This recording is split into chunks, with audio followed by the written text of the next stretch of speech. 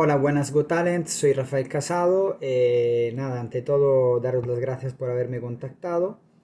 ¿Y qué deciros de mí? Pues yo he nacido en Italia, soy de madre italiana y de padre español. Y bueno, llevo toda la vida viniendo a España, digamos, en Navidad y en verano, desde cuando era niño, y ahora ya definitivamente llevo 20 años aquí. Tengo 42 años y bueno, pues mi madre resulta que era una gran cantante de jazz ahí en Italia y estuvo, digamos, cantando con los grandes jazzistas del mundo italiano en los años 70, 80. Y entonces resulta que pues me llevaba siempre con ella pues a ver el jazz y a verla cantar. Y entonces yo siempre he estado rodeado desde niño de grandes jazzistas, grandes bateristas, luego también grandes saxofonistas y en particular este clarinetista Tony Scott, que era un clarinetista que había estado tocando con Charlie Parker y Billie Holiday. Y entonces vino a Italia y hizo una big band donde mi madre cantaba con él. Y entonces resulta que, pues bueno, el tipo, digamos, le gustaba fusionar el jazz con instrumentos étnicos, entre ellos la percusión africana, la percusión brasileña y la percusión cubana. Y entonces yo, pues de repente desde muy niño, con 8 años, pues me encantó la percusión y le dije a mi madre que yo quería aprender la percusión.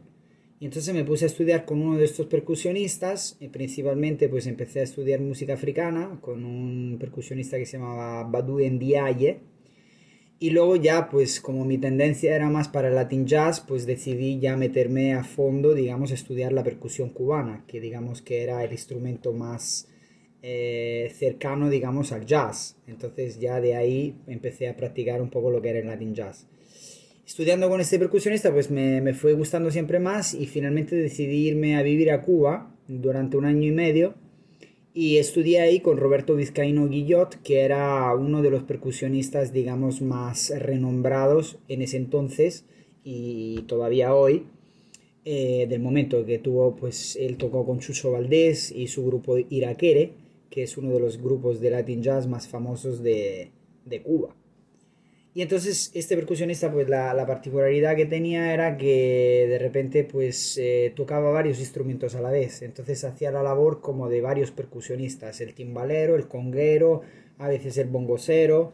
Y luego pues con los pedales pues hacía la clave al pie, el bombo. Y entonces pues yo cuando llegué ahí a Cuba pues empecé a estudiar con él y principalmente pues estudié con él, digamos, cada instrumento, lo que era un poco la conga, un poquito el bongo, luego también con otros maestros y tal.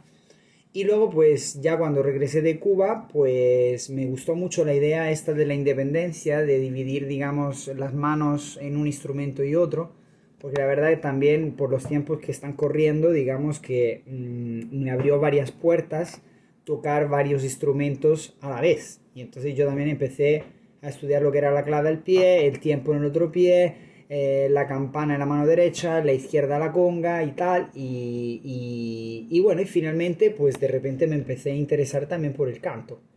Entonces, bueno, me empecé a estudiar un poco lo que eran los Buenavista Social Club y ya de ahí pues pasé a estudiarme algunos temas así como famosos de salsa, como por ejemplo Llorarás, de Oscar de León, y luego por supuesto el gran Héctor Lavoe. Y posteriormente también empecé a estudiar también Rubén Blades.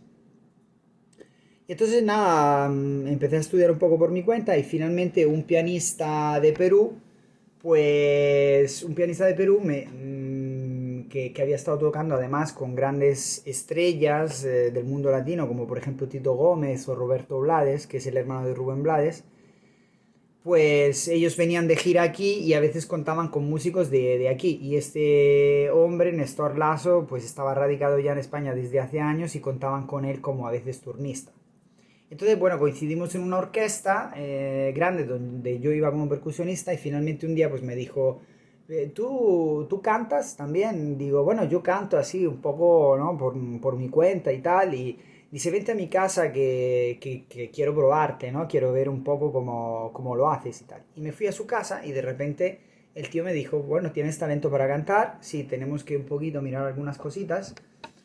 Pero yo te digo, si quieres te doy mi disponibilidad para que vengas aquí 2 o 3 veces a la semana, miramos algunas cosillas y tal, y te vas perfeccionando, porque realmente te digo, el hecho de que cantes y toques la percusión, pues hace que nosotros en vez de llamar a una orquesta de 5 o 6 personas, pues podamos ir en trío, a lo mejor, ¿no?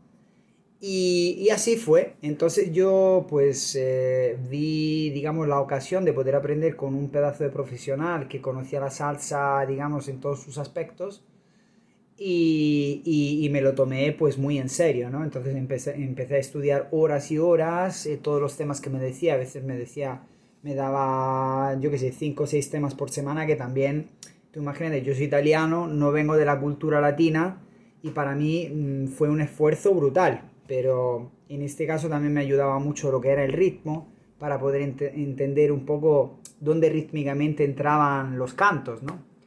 Y entonces, pues poco a poco me puse a estudiar este tipo de canciones así salseras y tal. Y finalmente, pues después de un tiempo, que fueron a lo mejor 2 o 3 meses, pues logré, digamos, montar un repertorio con este pianista y empezamos a actuar. Y entonces resulta que, bueno, yo conocí a gente de la tabacalera, que, donde hacían clases de salsa gratuitas y en la tabacalera pues yo pues a veces iba a bailar para también un poco pues eso, agilizarme físicamente en el baile y bueno, tomé los contactos de la gente que estaba ahí, entonces fue fácil a la hora de hacer actuaciones pues luego llamar a esta gente y que nos llenasen el local.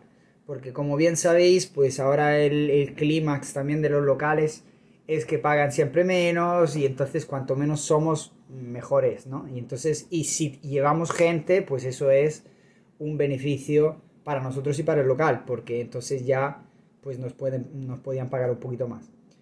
Ya con el tema del COVID me resultó imposible poder hacer ninguna actuación porque evidentemente se me cayeron varias giras. Yo también tocaba flamenco y he tocado flamenco con grandes figuras del flamenco como por ejemplo Manuel Reyes, Antonio Reyes, José Barrios, José Jurado, toda gente muy conocida en el ámbito del flamenco.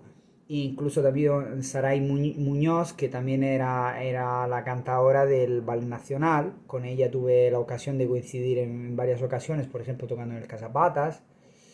Y bueno, pues ya cuando llegó esto del COVID, pues cerraron todos los tablaos. A mí se me cayeron varias giras. Tenía una gira en Corea, en los teatros nacionales ahí. Estuve también en Japón y tal. Se cayó todo y entonces yo, pues bueno, ya la verdad llevaba varios años practicando y tocando por la calle, pero claro, eso ya se volvió pues parte de mi trabajo cotidiano. Entonces ya, pues tocando en la calle, pues esta metodología que yo, digamos, desarrollé con esto de la independencia, de tocar con una mano, pues eso, la campana, con la otra la conga, hacer con el pie la clave y todo eso, pues me di cuenta de que de repente estaba llamando mucho la atención. Y cuantas más cosas hacía, pues al final pues lograba tener más dinero, que era el dinero pues eso para sobrevivir en este tipo de circunstancias, ¿no? Y entonces nada, pues empecé a tocar en Gran Vía y la verdad es que pues empezaron a venir siempre más aficionados, más seguidores y además pues esto, con esto que tenemos nosotros de poner digamos nuestras redes sociales digamos en un cartel, pues cada día se agregaban pues no sé cuántas personas. Y entonces cada día, pues, por ejemplo, también en la calle, pues se me acercaban los colombianos y me decían, oye, ¿te sabes esta canción? Y tal y cual. Y digo, ah, no, digo, pero dime cuál es, cómo es la canción y tal. Dice, no, mira, esta se llama Barranquilla, es una canción de Barranquilla, aquí me quedo, es una canción de Joe Arroyo y tal, no sé qué. Y entonces, pues yo, pues estuve muy atento, digamos, a fijarme, digamos, en las indicaciones que me daban los pasantes. Entonces, luego el día siguiente, pues por la mañana, me despertaba pronto por la mañana, a las 8 de la mañana, y me ponía a estudiar esas canciones que los mismos pasantes me iban sugiriendo, ¿no? Entonces, nada, me di cuenta de que de repente, poco a poco, yo fui haciendo un repertorio siempre más, un repertorio colombiano. Entonces, y siempre las peticiones caían en el grupo Nietzsche. Entonces ya empecé a estudiar cómo podré disimular, luego la otra canción Caripachanguero del compositor Jairo Varela, luego me estudié Buenaventura y Caney, y tal y cual. Y entonces, pues bueno, ya me di cuenta de que también en Madrid hay muchísimos colombianos y sobre todo, pues bueno, que los pasantes colombianos, pues de repente me decían, pero ¿tú eres colombiano? Claro, me lo preguntaban con una mirada de, pero tú eres colombiano, claro, porque que yo no tengo facciones colombianas, o sea, soy completamente europeo. Pero la gente no creía, o sea, le parecía muy extraño que un italiano hubiese podido aprender ese repertorio tan específico, tan colombiano, tan... Y sí, la verdad es que poco a poco, digamos, siguiendo un poco las indicaciones de la gente que me iba diciendo estudia de esto, estudia de lo otro, pues yo también me fui enamorando de este grupo, del grupo Nietzsche. Y la verdad es que las canciones que hacían, pues me parecían de una calidad impresionante. De hecho, te digo, este compositor Jairo Varela era un pedazo de poeta, o sea, en sus composiciones, ¿no?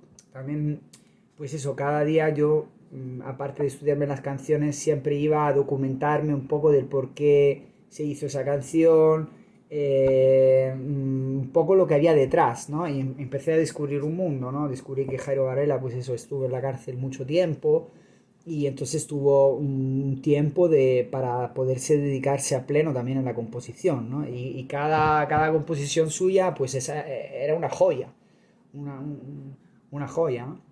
Y entonces, pues bueno, pues poquito a poco, pues me fui, digamos, haciendo este repertorio y sobre todo, te digo, el hecho de poder tocar en la calle cada día y repetir las canciones tantas veces, pues me dio pues una habilidad que a lo mejor una persona que no tiene la oportunidad de poder tocar todos los días tantas horas y poder repetir las canciones tantas veces, pues a lo mejor no tiene, ¿no? Entonces el proceso es un poquito más lento. Pero yo precisamente esto de la calle, pues me interesaba mucho porque yo sabía que podía practicar una y otra vez esa canción. Y entonces eso me daba pues una habilidad pues un poquito pues más hábil de lo normal, por así decirlo, ¿no?